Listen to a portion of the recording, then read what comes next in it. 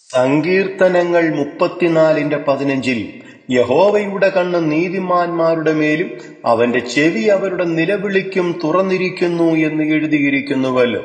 കണ്ണുനീരോടെ ദൈവമായ യഹോവയോട് പ്രാർത്ഥിക്കുന്ന കർത്താവിൽ പ്രിയ സഹോദരങ്ങളെയും, ഈ സങ്കീർത്തനം എഴുതിയ ദാവീദിന് താൻ സഹിക്കേണ്ടി വന്ന വിവിധ പ്രശ്നങ്ങളെയും പ്രതികൂലങ്ങളെയും കുറിച്ചും പലപ്പോഴും മരണത്തെ മുഖാമുഖമായി കണ്ട സന്ദർഭങ്ങളെക്കുറിച്ചും അനവധി പറയുവാനുണ്ടല്ലോ. എന്നാൽ ദാവീദിന്റെ ആശ്രയം എല്ലായ്പ്പോഴും യഹോവയാം ദൈവത്തിൽ മാത്രമായിരുന്നതുപോലെ നാമും ഏതെല്ലാം സാഹചര്യങ്ങളിലൂടെ പോകേണ്ടി വന്നാലും നമ്മളുടെ ആശ്രയവും എല്ലായ്പ്പോഴും നമ്മളുടെ പിതാവും ദൈവവുമായ യഹോവയിൽ മാത്രം ആയിരിക്കണം.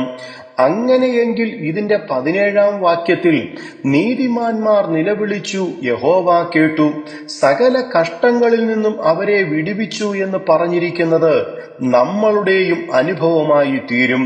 സദൃശ്യവാക്യങ്ങൾ 20:7 പരമാർത്ഥതയിൽ നടക്കുന്നവൻ നീതിമാൻ എന്ന് എഴുതിയിരിക്കുന്നത് പോലെ, പ്രിയ സഹോദരങ്ങളെ, നമുക്ക് പരമാർത്ഥതയോടെ ജീവിക്കുവാൻ സാധിക്കാറുണ്ടോ? നമുക്ക് പരമാർത്ഥത മനുഷ്യരോട് മാത്രമല്ല വേണ്ടിയത്, പ്രത്യുത ദൈവത്തോടും തന്റെ വചനത്തോടും നമുക്ക് പരമാർത്ഥതയുണ്ടായിരിക്കണം. യോശുവ 24:14 ആകയാൽ നിങ്ങൾ യഹോവയെ ഭയപ്പെട്ട് അവനെ പരമാർത്ഥതയോടും വിശ്വസ്തയോടും കൂടെ സേവിപ്പീൻ എന്ന് പറഞ്ഞിരിക്കുന്നു.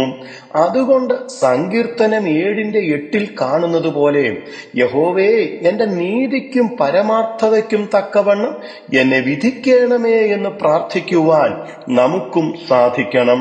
നമ്മളുടെ കർത്താവായ യേശുക്രിസ്തു ഇന്നും ജീവിച്ചിരിക്കുന്ന നല്ല കർത്താവായി നമുക്കുള്ളതിനാലും തന്റെ രക്തം നമ്മളുടെ സകല പാപങ്ങളെയും പോക്കി നമ്മളെ ശുദ്ധീകരിക്കുകയും നീതീകരിക്കുകയും ചെയ്യുന്നതിനാലും നമുക്ക് ഈ കർത്താവിൽ ആശ്രയിക്കാം. നമ്മളുടെ തെറ്റുകളെ ദൈവത്തോട് ഏറ്റുപറയാം. എന്നാൽ ദൈവം നമ്മളുടെ നിലവിളിക്കും പ്രാർത്ഥനയ്ക്കും മറുപടി നൽകിത്തരും. കർത്താവ് അതിന് കൃപ ചെയ്തു തരുമാറാകട്ടെ. God bless you.